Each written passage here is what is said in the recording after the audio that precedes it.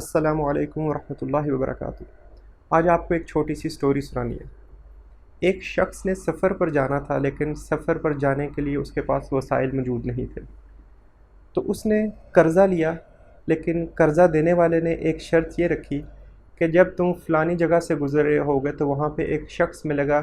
اس قرضے کی رقم میں سے ایک چھوٹی سی رقم تم نے اس کو ادا کر دینی ہے۔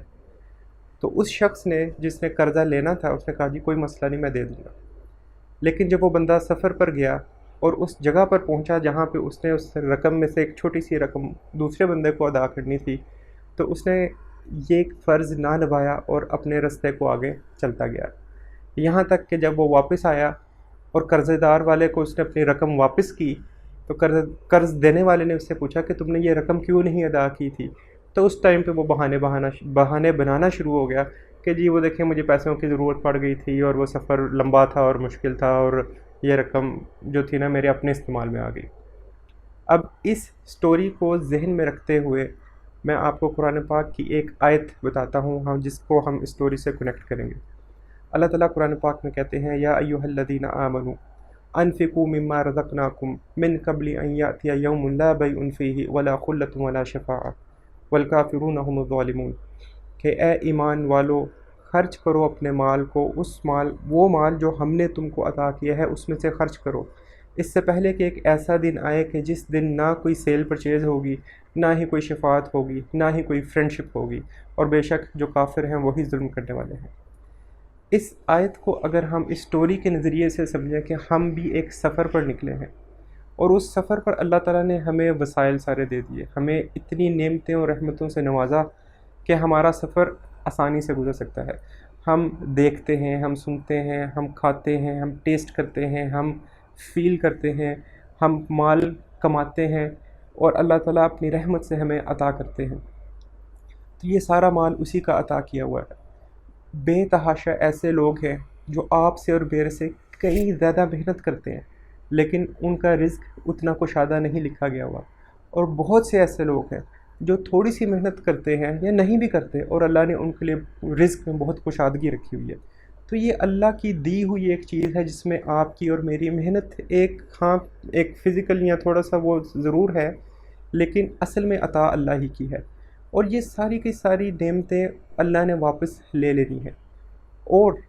اگر یہ نعمتیں دی بھی اللہ ہی نے تھیں اور اللہ نے واپس بھی لے لینی ہے، اور اللہ ہی نے کہا کہ یار یہ اس میں سے اتنا سا صرف 2.5% زکوٰۃ تم نے دینی ہے، یہ صدقہ دینا ہے، جو کہ اپنی مرضی کے مطابق اور اپنے جیب کے مطابق ہوتا ہے، تو ہمیں اس سے کترانا نہیں چاہیے۔ یہ صرف ہمیں اپنے ذہن کو سمجھانے کی ضرورت ہے کہ جتنا بھی مال ہے، جتنی بھی ہمارا رزق ہے، اور رزق میں مال سے بڑھ کر بھی آ جاتا ہے، رزق میں آپ کی فیملی بھی آ جاتی ہے، رزق میں آپ کی اپنی صحت بھی آ جاتی ہے، رزق میں آپ کے ایک بہت براڈ کانسیپٹ ہے۔ جتنا بھی رزق ہے یہ اللہ نے آپ کو عطا کیا ہے، اور ہم اس لائق نہیں تھے، لیکن اللہ نے اپنی رحمت سے عطا کیا۔ اب اسی رزق میں سے اگر اللہ ہی ہمیں کہتا ہے کہ کہیں پہ سپینڈ کر دو، تو یہ ہمیں اس سے ہچکچانا نہیں چاہیے، اور ہمیں اپنے ذہن میں یا دل میں کوئی اس پہ پرابلم فیل نہیں کرنی چاہیے، کیونکہ یہ رزق یا یہ مال تو ہمارا ہے ہی نہیں تھا،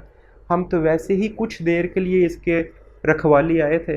اور ہم نے واپس چلے جانا ہے، ہم نے اپنے بچوں کو دے جانا ہے، اور اپنے بچوں نے اپنے بچوں کو دے کر جانا ہے، یہاں تک کہ جب آخری شخص فوت ہوگا تو یہ سارا مال پیچھے رہ جائے گا، اور یہ سارا کا سارا اللہ ہی کا ہے۔ اسی لیے تو ہم قرآن پاک میں سے یہ سیکھتے بھی ہیں اور کہتے بھی ہیں جب کوئی فوت ہو جائے،